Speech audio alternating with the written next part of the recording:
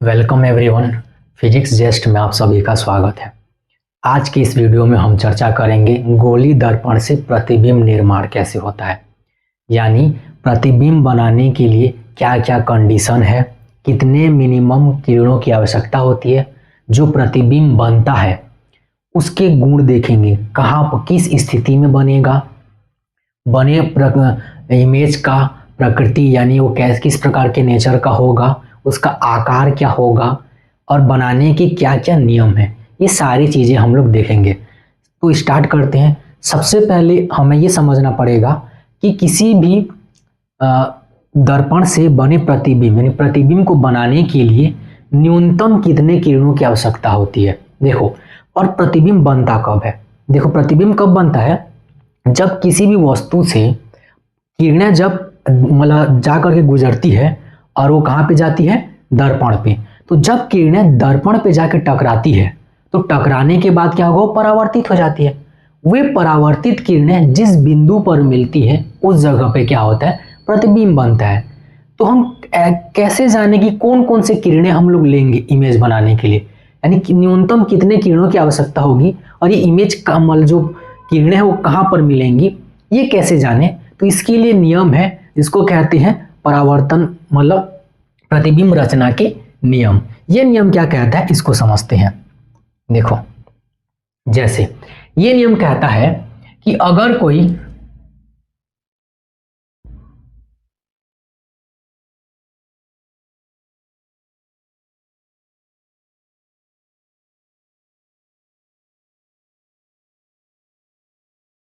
ठीक है, देखिए, अगर कोई प्रकाश किरण, ध्यान से देखिएगा, अगर कोई प्रकाश किरण किसी दर्पण में यानी गोली दर्पण में जब वो समांतर आपतित होता है, समांतर आपतित होने का मतलब जब कोई वस्तु बहुत दूर होता है, बहुत ज्यादा दूर होता है, तो वहां से जो किरणें होंगी वो आते आते क्या हो जाती है, समांतर हो जाती है।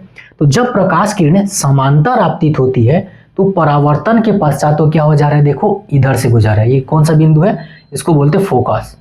यानी परावर्तित किरणें क्या होगी, जो समांतर आपतित होगा वो परावर्तन के पश्चात क्या होगा, फोकस से गुजरेगा। ये इस दर्पण की बात होता है, अवतल दर्पण। लेकिन उत्तल दर्पण में क्या होता है, उत्तल दर्पण में देखें तो जो प्रकाश किरण समांतर आपतित होता है वो परावर्तन के पश्चात दूसरे डायरेक्शन में जा रहे हैं। ये क्या है, ये फोकस से जाता नहीं है, ऐसा लगता है कि फोकस से जा रहा है। देखो, अगर इसको हम पीछे बढ़ा दें तो ये लग रहा है कि कहां पर जाकर के मिल रहा है, फोकस पर। तो हमको ऐसा लग रहा है कि ये जो परावर्तित किरण है वो इस बिंदु से निकल रही है, यानी यहां पर प्रतीत होता है कि वो ऐसा यहां से जा रहा है करके। तो पहला नियम क्या कहता है, समांतर अगर आएगा तो फोकस से जाएगा अवतल में, अगर उत्तल में क्या होगा, फोकस से होकर जाता हुआ प्रतीत होता है, वास्तव में नहीं जाता है, ऐसा लगता है कि वो जा रहा है करके। दूसरा नियम क्या कहता है, जो किरण फोकस से होगा, यानी ये फोकस की ओर जा रहा है, देखो जो किरण फोकस से होकर के जाता है वो परावर्तन के पश्चात क्या हो जा रहा है, समांतर हो जा रहा है। देखो, परावर्तन के पश्चात क्या हो रहा है, मुख्य अक्ष के समांतर हो जा रहा है। इसमें क्या होगा, जो प्रकाश किरण फोकस की दिशा में आएगा, देखो ये फोकस की ओर तो आ रहा है पर यहाँ पे इससे होकर के गुजर नहीं रहा है, तो फोकस की दिशा में आ रहा है। तो जो किरण फोकस की दिशा में आएगा वो क्या होगा, परावर्तित होने के बाद मुख्य अक्ष के समांतर हो जा रहा है। ये दूसरा नियम कहता है। तीसरा नियम क्या कहता है, तीसरा नियम कहता है कि अगर कोई प्रकाश किरण अगर ये वक्रता केंद्र से होकर जाएगा, इसको क्या कहते हैं, सी को वक्रता केंद्र। तो अगर कोई प्रकाश किरण वक्रता केंद्र की दिशा में आपतित होता है, इस केंद्र की दिशा में आपतित हो रहा है, तो परावर्तन के पश्चात क्या हो रहा है, देखो उसी दिशा में वापस लौट आ रहे हैं अवतल में। उत्तल में क्या होगा, जो वक्रता केंद्र की दिशा में आ रहा है वापस क्या होगा, उसी दिशा में लौट गया। तो तीन नियम। इसके अलावा अगर हम बात करें तो इसके अलावा अगर किसी भी अन्य बिंदु पर आएगा, न तो समांतर आपतित हो, न फोकस पर हो, न ही वक्रता केंद्र पर हो, इन तीनों के अलावा किसी और जगह से आए तो क्या होगा, जिस कोण से वो आएगा उसी कोण से क्या हो जाएगा, चला जाएगा। कोण कौन सा बोला जाएगा, ये मुख्य अक्ष से लिया जाएगा। यहां से जितने कोण से ये आया उसी कोण से वो क्या हो जाएगा, परावर्तित हो जाएगा, यानी जितने कोण से आपतित हुआ उतने कोण से क्या हो जाएगा, परावर्तित हो जाएगा। ये 4 नियम है। क्लियर हो गया? तो इनमें से हमको कितने, यानी किसी प्रतिबिंब, किसी वस्तु का प्रतिबिंब बनाने के लिए कितने किरणों की आवश्यकता होती है?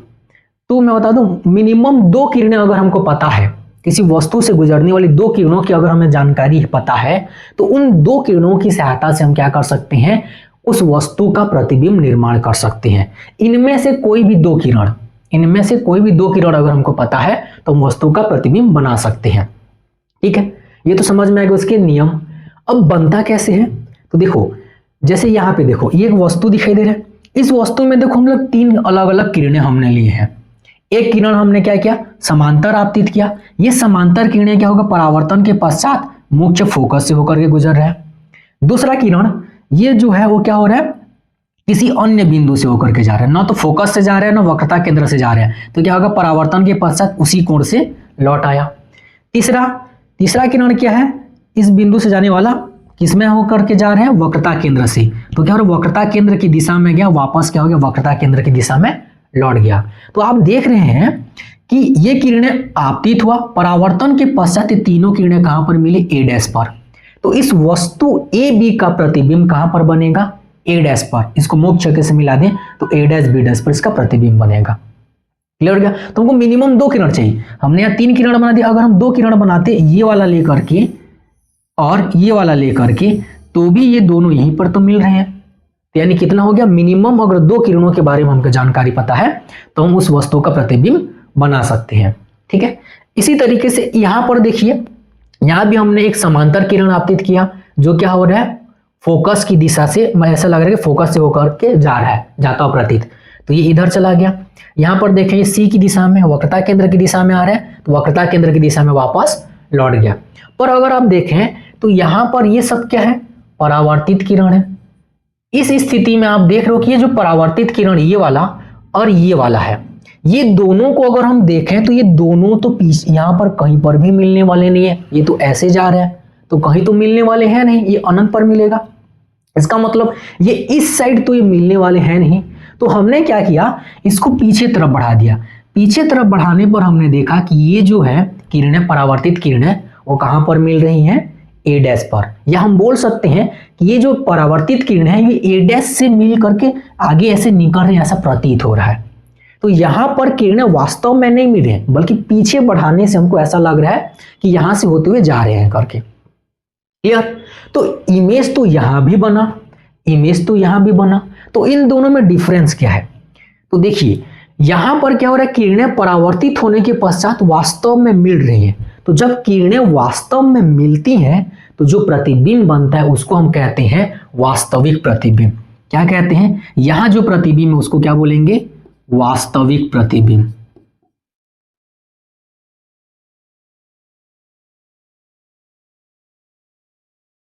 ठीक है, और आप देख रहे हैं कि जो वास्तविक प्रतिबिंब हो क्या, उल्टा। देखो, ए बी ऐसे था, अब यहां पर देखें ए ऊपर में, इमेज में देखें ए क्या हो गया, नीचे में हो गया, तो प्रतिबिंब क्या हो गया, उल्टा। तो जो भी वास्तविक प्रतिबिंब होता है वो हमेशा क्या होता है, उल्टा होता है। क्लियर है? यहां पर अगर आप देखें तो ये जो प्रतिबिंब बन रहा है ये वास्तव में तो नहीं बन रहा है, हमको ये आभास हो रहा है कि यहां पर मिल रहे हैं करके। तो ये जो प्रतिबिंब होता है इसको हम कहते हैं आभासी प्रतिबिंब। यानी जब परावर्तित किरणें वास्तव में नहीं मिलती हैं बल्कि मिलती हुई प्रतीत होती हैं या पीछे बढ़ाने से मिलती हैं, उस प्रतिबिंब को हम कहते हैं आभासी प्रतिबिंब। और आप देख रहे हैं कि जो आभासी प्रतिबिंब होता है वो हमेशा क्या होता है, सीधा। वस्तु जिस दिशा में है प्रतिबिंब भी उसी दिशा में। तो आभासी प्रतिबिंब हमेशा क्या होता है, सीधा।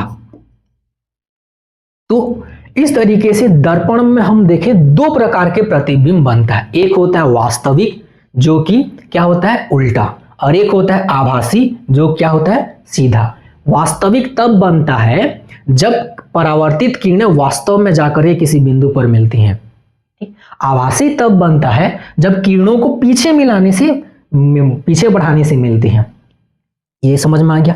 अब इसके बाद हम समझेंगे कि प्रतिबिंब यानी वस्तु को अलग अलग स्थितियों में रखेंगे, क्योंकि अगर दर्पण है तो दर्पण की हम इस अक्ष पर तो कहीं पर भी वस्तु को रखा जा सकता है, वस्तु तो कहीं भी हो सकता है। तो वस्तु की अलग अलग स्थिति पे अगर रखें तो प्रतिबिंब कहां बनेगा, उसकी स्थिति क्या होगी।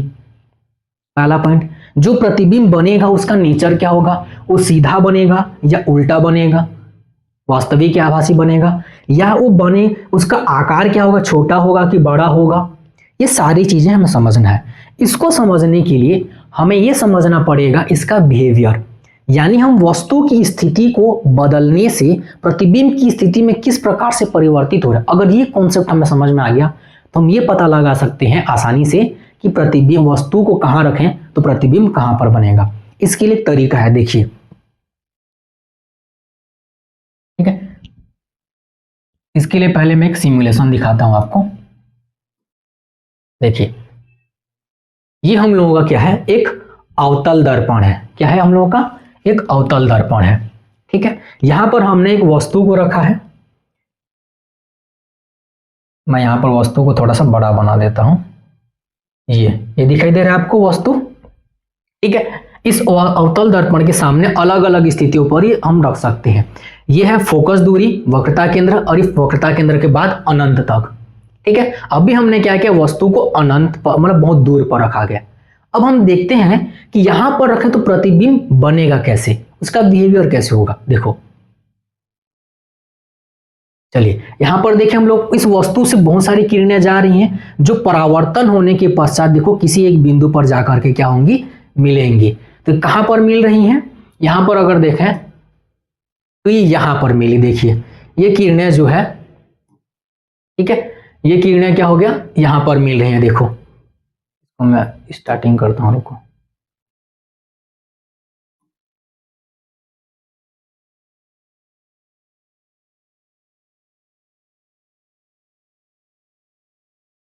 ये देखिए यहां पर देखिए, इस वस्तु से जलकर जाने वाली किरणें कहां पर जाकर के मिल रही हैं, यहां पर देखो, तीनों किरणें, ये सब किरणें कहां पर मिल रही हैं, इस बिंदु पर जाकर के मिल रही हैं, ये वाला पॉइंट पर कुछ किरणें। तो इस वस्तु का प्रतिबिंब क्या हो जाएगा, यहां पर बनेगा, ठीक है, यहां पर बन रहा है। अब हम क्या करते हैं, इसको आगे पीछे खिसकाते हैं।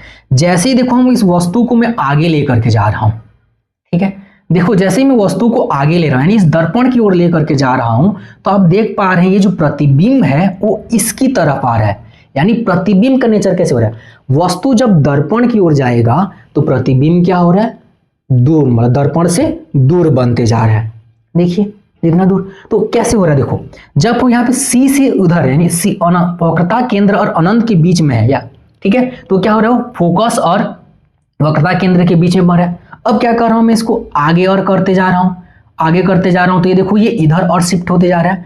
जैसे जैसे मैं यहां पर लेकर के आता हूं, तो आप देख पा रहे हो, जब मैं इस वक्रता केंद्र पर रखता हूं तो प्रतिबिंब देखो ये इसी पॉइंट पर जाकर के बन रहा है। कहां पर बन रहा है, वक्रता केंद्र पर। और आगे खिसकाया तो क्या हो गया, अब जब मैंने वस्तु को वक्रता केंद्र और फोकस के बीच में रख दिया, तो अब ये क्या हो गया, वक्रता केंद्र और अनंत की तरफ शिफ्ट हो गया, ठीक है। तो जैसे मैं आगे इसको खिसकाते जा रहा हूं, पीछे तरफ ऐसे बढ़ते जा रहा है। जब फोकस पर रखूं तो देखो बहुत दूर में मिलेगा। किरणें देखो, अगर यहाँ पे किरणें देखें तो क्या हो रहा है, देखो ये कहीं पर भी मिलते हुए नजर नहीं आ रहा, सब समांतर है, मतलब ये जाकर के मिलेंगे नहीं, तो इसका मतलब बहुत दूर पर जाकर के मिलेगा। इसके बाद देखो, जब मैं इसको और आगे खिसकाता हूं और आगे खिसकाऊं, तो आप देख पा रहे हैं कि ये जो वस्तु है उसका प्रतिबिंब क्या हो रहा है, दर्पण के इसी साइड ना बन करके उल्टे तरफ, दूसरे तरफ बन रहा है। और कैसा बन रहा है, सीधा बन रहा है, ठीक है। तो हमने इसका नेचर देखा कि जब वस्तु को दर्पण की ओर लेकर के जा रहे हैं तो प्रतिबिंब क्या हो रहा है, दर्पण से दूर होते जा रहा है। जितना आगे खिसकाएंगे उतना वो पीछे जाएगा। लेकिन कब तक हो रहा है, जब तक कि फोकस तक लेकर के जाते हैं। फोकस से जैसे ही आगे बढ़ा देते हैं, पास ले आते हैं, तो प्रतिबिंब क्या हो रहा है, उसके उसी ओर बन रहा है, मतलब क्या बोलते हैं, दर्पण के दूसरी ओर बन रहा है।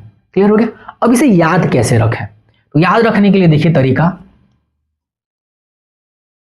देखिए अभी हमने देखा, यहां पर मैं कुछ अलग पोजीशन लेता हूं। ये मान लेते हैं फोकस है, ये मान लेते हैं वक्रता केंद्र है, ठीक है। अब देखिए, और ये मान लेते हैं अनंत। तो हमने देखा कि जब वस्तु बहुत ज्यादा दूर पर था तो प्रतिबिंब कहां पर बना था, वस्तु जब यहां पे था तो प्रतिबिंब बना था फोकस में, ठीक है। हमने देखा कि वस्तु को अगर हम वस्तु को लेफ्ट राइट की ओर लें तो प्रतिबिंब क्या हो रहा है, प्रतिबिंब लेफ्ट की ओर जा रहा है भाई।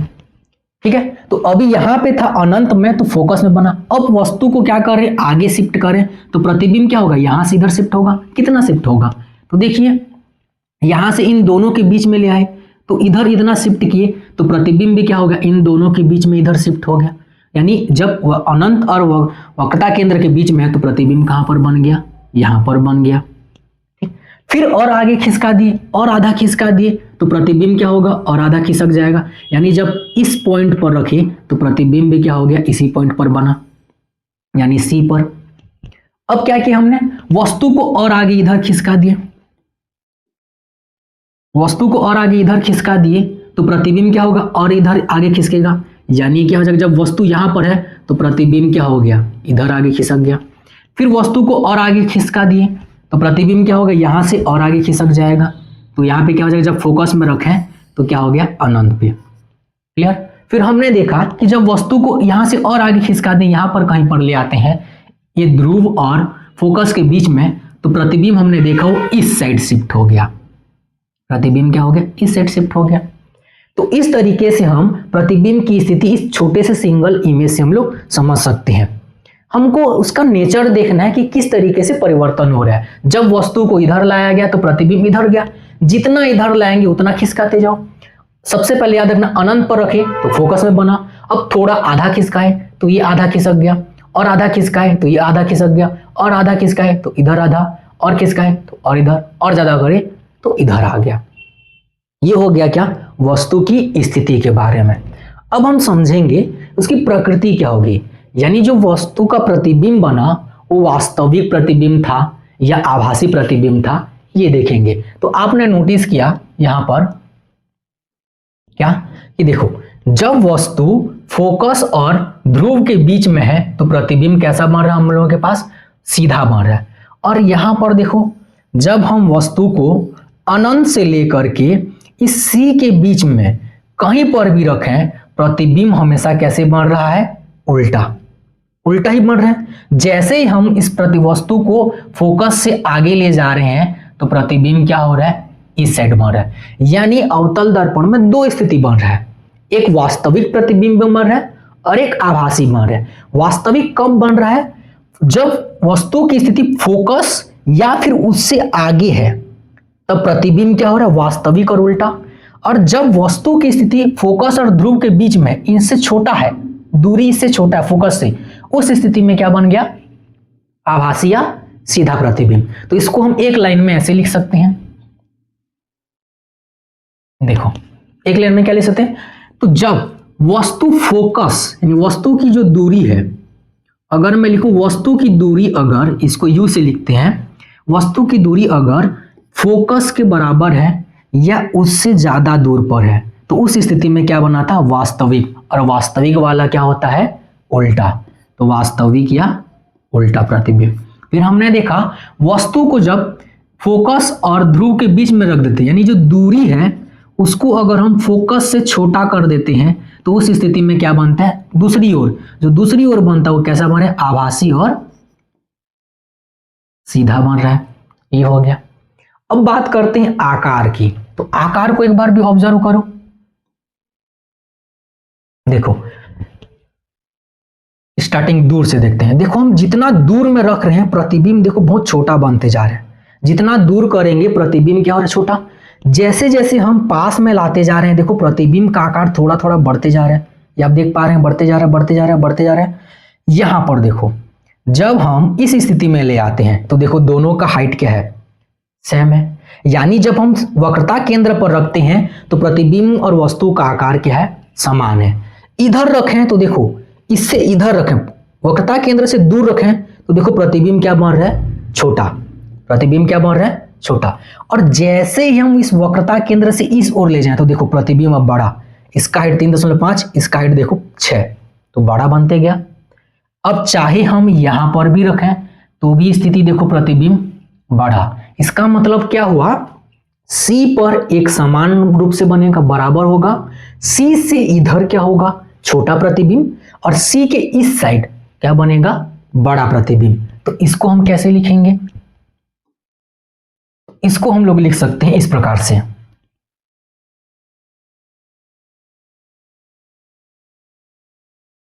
देखो यहां से क्या लिख सकते हैं, जब वस्तु C पर है, वस्तु की जो दूरी है u जो है अगर वो C पर है, इस पोजीशन पर आकार क्या है, समान आकार का है, ठीक है। और इस साइड क्या है, वक्रता केंद्र के इस साइड क्या हो रहा है, वह प्रतिबिंब जो बन रहा है वो छोटा, जितना दूर होगा उतना छोटा बनेगा, और जितना पास होगा वो क्या हो जाएगा, इस साइड में क्या हो रहा है, बड़ा।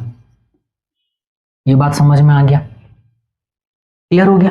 अब एक पॉइंट समझते हैं, आवर्धन क्षमता। आवर्धन क्षमता क्या होता है, देखिए आवर्धन क्षमता होता है प्रतिबिंब का आकार बटे वस्तु का आकार। यानी ये बताता है कि कोई दर्पण जो वस्तु का प्रतिबिंब बना रहा है वो वस्तु के आकार की तुलना में कितना बड़ा या छोटा बना पा रहा है। अगर छोटा बना पा रहा है तो उसको छोटा करने की क्षमता, बड़ा बना पा रहा है तो उसको बड़ा करके दिखा रहा है। क्लियर है। तो देखो, तो इसको कहते हैं आवर्धन क्षमता। अगर ये आकार छोटा हो गया, वस्तु का आकार बड़ा है, अगर ये बड़ा है तो आवर्धन क्षमता क्या होगा, 1 से छोटा। तो याद रखो, अगर m, अगर वस्तु का आकार को हम लोग लिखते हैं O से, अगर वस्तु का आकार अगर बड़ा है प्रतिबिंब के आकार से, यानी प्रतिबिंब हमारा छोटा बन गया, अगर प्रतिबिंब छोटा बन गया तो ये m का मान क्या होगा, 1 से छोटा। तो इस कंडीशन में m हमारा क्या आ जाएगा, 1 से छोटा, ठीक है। अगर वस्तु का आकार, यही चीज अगर वस्तु का आकार अगर प्रतिबिंब के आकार से छोटा हो गया, प्रतिबिंब का आकार बढ़ गया, तो m का मान क्या हो जाएगा, 1 से बड़ा, 1 से बड़ा, ठीक। m का मान यदि नेगेटिव है तो इसका मतलब क्या है, आवर्धन क्या हो रहा है, नेगेटिव का मतलब होता है उल्टा करना। तो अगर m नेगेटिव है तो प्रतिबिंब जो है वो क्या हो जाएगा, उल्टा है। प्रतिबिंब क्या है, उल्टा। तो जो उल्टा होता है वो क्या होगा, वास्तविक। तो हम यहां से भी देख करके बता सकते हैं वास्तविक, ठीक।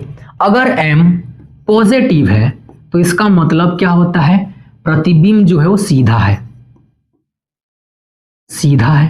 तो जो प्रतिबिंब सीधा होता है उसको क्या कहते हैं, आभासी प्रतिबिंब, आभासी प्रतिबिंब। अब यहां पर हम देखते हैं, यहां पर देखो, यहां पे देखो, जब वस्तु C पर था, ठीक है, जब वस्तु वक्रता केंद्र पर है तो समान आकार का बना है। अगर समान आकार का बनेगा, दोनों का आकार समान, तो यहां पर m की वैल्यू क्या हो जाएगी, +1, पॉजिटिव। m की वैल्यू क्या हो जाएगी, 1। इधर देखें तो प्रतिबिंब छोटा हो गया तो m की वैल्यू क्या हो जाएगी, 1 से छोटा।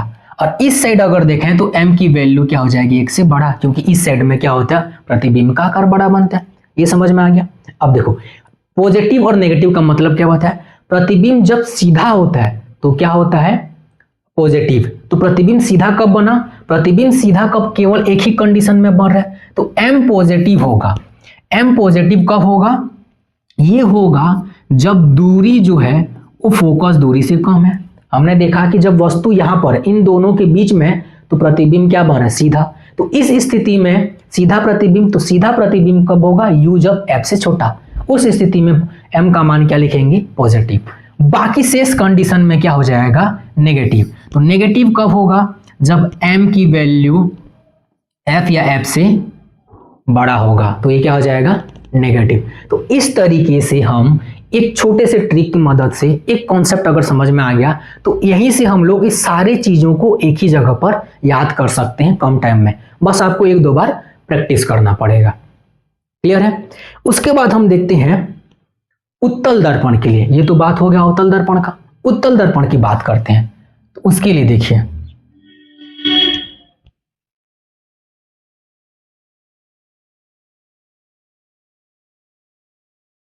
उत्तल दर्पण के लिए अगर देखें तो इस प्रकार से होगा, ठीक है। इसका ध्रुव, इसका वक्रता केंद्र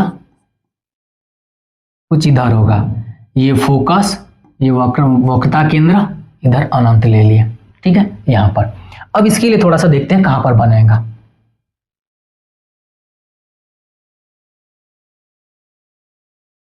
ये देखिए, ये हम लोगों का क्या हो गया, उत्तल दर्पण। ठीक है, इस उत्तल दर्पण में देखिए, एक मिनट, ठीक है,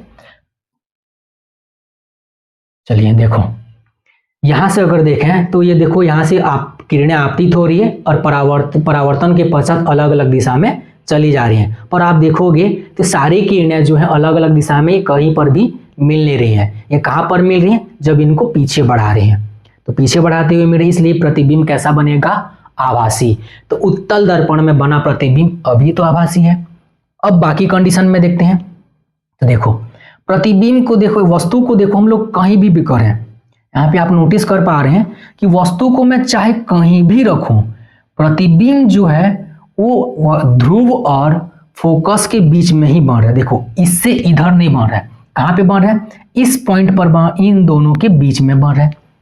यानी वस्तु की स्थिति हमेशा क्या होगी, ध्रुव और फोकस के बीच में। पहला पॉइंट हो गया स्थिति, चाहे कहीं भी रखें, स्थिति हमेशा क्या होगी, ध्रुव और फोकस के बीच में। एक पॉइंट समझ में आया। दूसरा चीज हम देख पा रहे हैं उसकी प्रकृति। प्रकृति देखो, चाहे मैं इसको कहीं पर भी रख रहा हूं, इसको ये देखो हमेशा कैसा बन रहा है, सीधा। यानी उत्तल दर्पण में केवल और केवल एक ही प्रकार का इमेज बनता है, वो कैसा है, आभासी प्रतिबिंब बनता है। ये पॉइंट समझ में आ गया हमको। अब बात करते हैं इसका आकार, देखते हैं। आकार अगर आप देखो तो मैं चाहे इसको कहीं पर भी रखूं, इसको कहीं पर भी रखूं, देखो ये हमेशा उससे छोटा ही बन रहा है। देखो कहीं पर भी रखूं, ये हमेशा उससे छोटा ही बन रहा है। ये समझ में आ रहा है, छोटा बन रहा है। इसका मतलब उत्तल दर्पण से जो भी प्रतिबिंब बनेगा वो हमेशा क्या होगा, छोटा होगा, हमेशा क्या होगा, आभासी, यानी आभासी और सीधा होगा। और कहां पर स्थिति बनेगा, हमेशा इन दोनों के बीच में बनेगा, इन दोनों के बीच में बनेगा। तो इससे बने प्रतिबिंब को हम एक लाइन में यहां पर लिखें तो देखिए कैसे लिख सकते हैं।